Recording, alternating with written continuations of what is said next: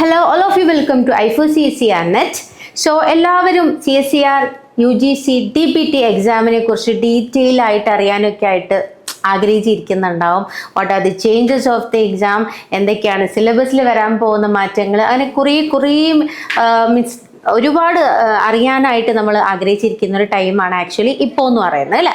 So അതുകൊണ്ട് തന്നെ നമ്മൾ ഇന്ന് ഇവിടെ ചെയ്യാൻ പോകുന്നൊരു വീഡിയോ എന്ന് പറയുന്നത് സിലബസ് ആണ്. ഒരു ഓവറോൾ സിലബസ് അനാലിസിസ് നമുക്ക് ഇന്നത്തെ വീഡിയോയിൽ ചെയ്യാം.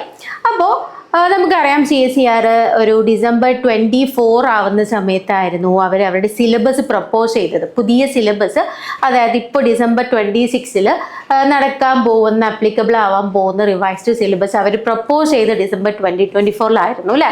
അപ്പോൾ ഇനി നമുക്കിപ്പോൾ CSER HRDG.S.in എന്ന് പറയുന്ന CSERൻ്റെ ഒഫീഷ്യൽ വെബ്സൈറ്റിൽ തന്നെ നമുക്ക് ഇപ്പോൾ സിലബസ് അവൈലബിൾ ആണ്. പുതിയ റിവൈസ്ഡ് ആയിട്ടുള്ള സിലബസ് നിങ്ങളിപ്പോൾ സ്ക്രീനിൽ കണ്ടുകൊണ്ടിരിക്കുന്നത് നമ്മുടെ പുതിയ CSERൻ്റെ സിലബസ് തന്നെയാണ്. അപ്പോൾ കുറച്ചൊക്കെ മാറ്റങ്ങളുണ്ട്. എന്നാൽ ഒരുപാട് മാറ്റങ്ങളുണ്ടോ എന്ന് ചോദിച്ചാൽ ഒരുപാട് മാറ്റങ്ങളൊന്നുമില്ല. There is some kind of changes. പക്ഷേ ആ ചേഞ്ചസ് വളരെ ഇമ്പോർട്ടൻ്റ് ആണ്. നമ്മുടെയൊക്കെ നെറ്റ് അല്ലെങ്കിൽ JRF അല്ലെങ്കിൽ ബെറ്റ് എന്നൊക്കെ പറയുന്ന ആ ഒരു സ്വപ്നങ്ങളിലേക്ക് അല്ലേ നമ്മളെ എത്തിക്കുന്ന കാര്യങ്ങളാണ് ദേ ഇവിടെ ഇരിക്കുന്നത്.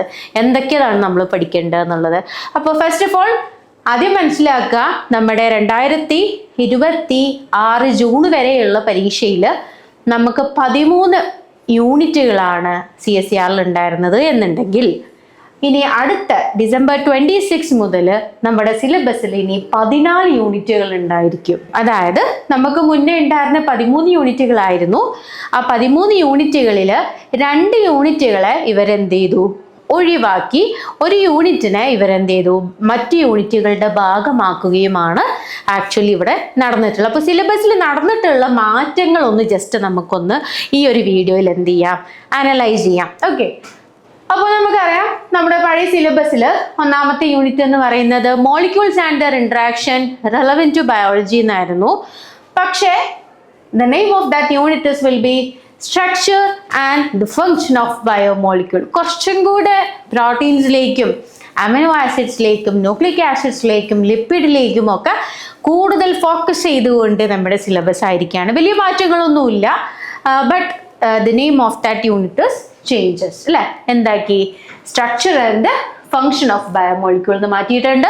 2nd, 3rd, 4th, 5th, 6th, 7th and 8th യൂണിറ്റുകൾക്ക് വലിയ മാറ്റങ്ങളൊന്നുമില്ല അല്ലേ.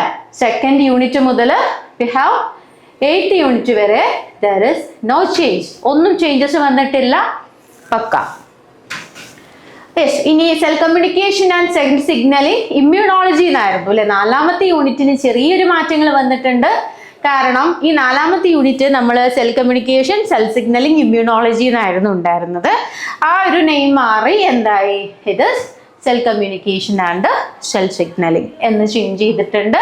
ആൻഡ് ഓൾസോ 9th യൂണിറ്റ് നമുക്കറിയാം, 9ാമത്തെ unit actually diversity of life form മാത്രമായിരുന്നു നമുക്ക് ഉണ്ടായിരുന്നത്. പഴയ സിലബസിൽ ഡൈവേഴ്സിറ്റി ഓഫ് ലൈഫ് ഫോം എന്ന് മാത്രമായിരുന്നു. അതായത് taxonomy, plant and animal classification, bacterial classification, viral classification, complete entire ഓർഗാനിസത്തിൻ്റെ classification system, taxonomic system and also taxonomic department related ആയിട്ടുള്ള നിയോടൈപ്പ്, സോളോടൈപ്പ് തുടങ്ങി different types of identification, continents and sub continents, അങ്ങനെ തുടങ്ങി ഒരുപാട് portions ഉള്ള ഒരു area ആയിരുന്നു 9ാമത്തെ unit. ഇനി നമുക്ക് 9ാമത്തെ യൂണിറ്റിലേക്ക് എന്തും കൂടെ വരികയാണ്, ആക്ച്വലി എവല്യൂഷൻ എന്ന് പറയുന്ന ഒരു ടോപ്പിക്കും കൂടെ വരുന്നു. അതായത് നമ്മുടെ ക്ലാസിഫിക്കേഷൻ സിസ്റ്റവും എവല്യൂഷനും കൂടെ തമ്മിൽ ഒരു റിലേഷൻ ഉണ്ടാക്കിയിട്ടാണ് നമ്മുടെ പുതിയ സിലബസിലേക്ക് വരുന്നത്. 10ാമത്തെ യൂണിറ്റ് നമുക്കറിയാം എക്കോളജിക്കൽ പ്രിൻസിപ്പിൾ മാത്രമായിരുന്നു നമ്മുടെ പഴയ സിലബസിൽ ഉണ്ടായിരുന്നത്.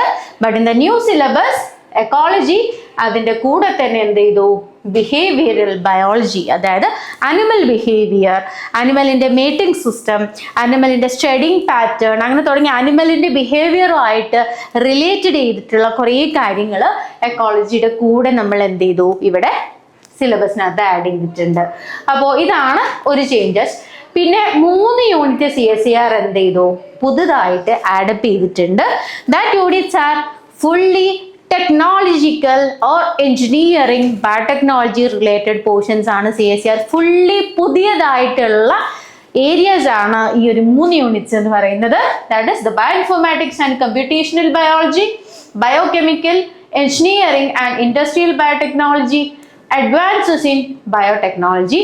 അങ്ങനെ 11, 12, 13 എന്ന് പറയുന്ന യൂണിറ്റുകൾ. It is very very pure new topic ആണ്. And that also it's a very technology related topic. And 14th units already നമുക്ക് CSER ഉണ്ടായിരുന്ന 13ാമത്തെ യൂണിറ്റ് ആയിരുന്നു മെത്തേഡ്സ് ഇൻ ബയോളജി എന്ന് പറയുന്നത്. സോ ആ ഒരു മെത്തേഡ്സ് ഇൻ ബയോളജി എന്ന് പറയുന്ന യൂണിറ്റ് എന്ത് ചെയ്തു, പിന്നീട് 14ാമത്തെ യൂണിറ്റ് ആയിട്ട് മാറി. അപ്പോൾ ഈ യൂണിറ്റിൽ വലിയ ചേഞ്ചസ് ഒന്നും വന്നിട്ടില്ല. ഉണ്ടായിരുന്ന സബ് ടോപ്പിക്സ് ഒന്നും അവർ ഒഴിവാക്കിയിട്ടൊന്നുമില്ല. പുതിയതായിട്ട് നമുക്ക് IPR, ഇൻ്റലക്ച്വൽ പ്രോപ്പർട്ടി റൈറ്റ്സ്, നമുക്കറിയാലോ, നമുക്ക് വി ഹാവ് റിസർച്ച് പേപ്പേഴ്സും ഒക്കെ ഉണ്ടാക്കുമ്പോൾ IPR റിലേറ്റഡ് ആയിട്ടുള്ള കാര്യങ്ങളാണ് ഉണ്ടാവുക. അപ്പോൾ IPR അതുപോലെ തന്നെ ഓൾസോ ബയോസേഫ്റ്റി മെഷേഴ്സ് റിലേറ്റഡ് ആയിട്ടുള്ള പോർഷൻസ് പുതിയതായിട്ട് 14ാമത്തെ യൂണിറ്റിലേക്ക് ആഡ് ചെയ്തിട്ടുണ്ട്.